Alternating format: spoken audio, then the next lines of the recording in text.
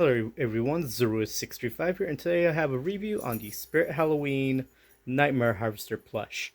Now, I'm only making a video of this thing just because I think it's really cool, even though it's just a plush that does absolutely nothing. This is actually one of my favorite Spirit Halloween plushes, and I guess you could say my first that I own.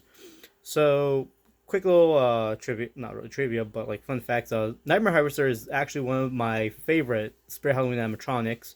I do own the actual animatronic itself that's at my parents' house, which I've actually never made a video of it just because of how tall it was. And by the time I got it, I was already making plans to kind of move out of my hometown to live with my girlfriend, so never made a video on it. I don't even think I even have a photo of it actually.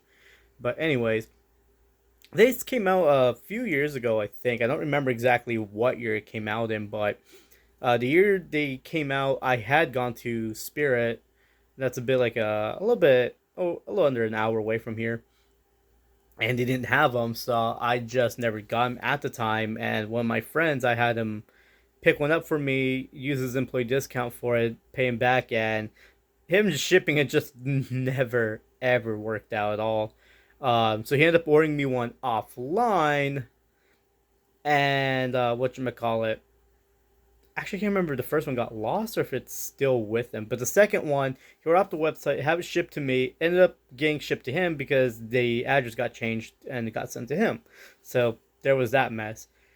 And then just a few days ago, last week actually, one showed up on eBay. Doesn't have its tags for like a few dollars. I made him an offer of like $7.50 plus shipping. So he was overall about close to a little bit close to $20 cheaper than what he costed retail, which these things were expensive. I think they were like $30, I think, which is like golly. I mean, it makes sense because it's Spirit Halloween. It's always gonna be expensive. Anyway, so he's not tall. He's actually a pretty sized plush. I mean, like if you're one that sleeps with like creepy plush like this, then yeah, this is definitely one you could sleep with if you really, really wanted to. So features he actually has posable arms and posable fingers. So the fingers you can actually pose, and I have mine posed to like how he has it on the actual life size animatronic. He does have like does look like him. Has his hood, has the yellow glowing eyes, has the little fabric teeth, and the little, I guess you could say a beard kind of thing. I would say that'd be like a beard, skull beard.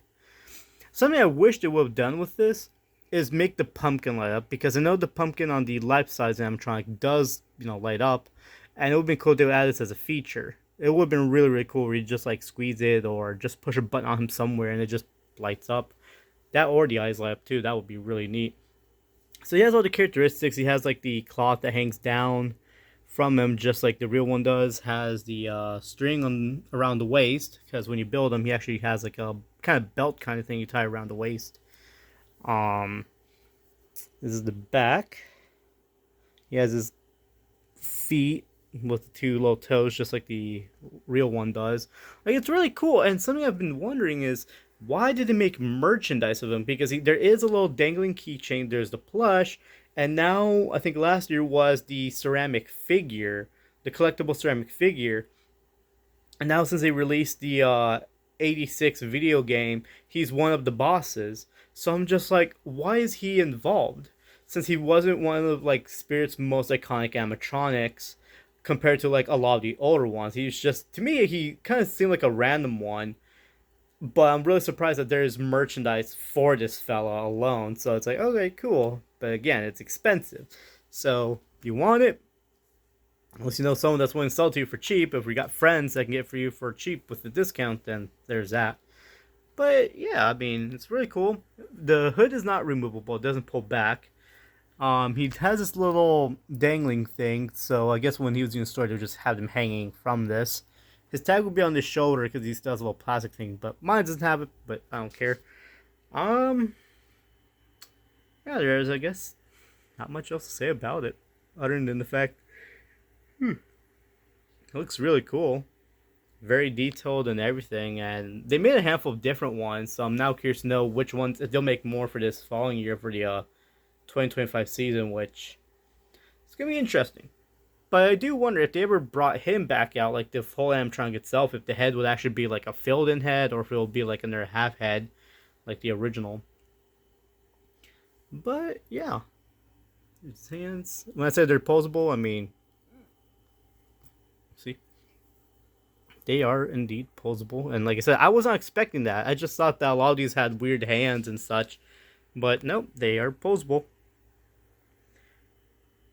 I guess there's not much else to say other than the fact that I think he's really cool and he's definitely one of my favorites.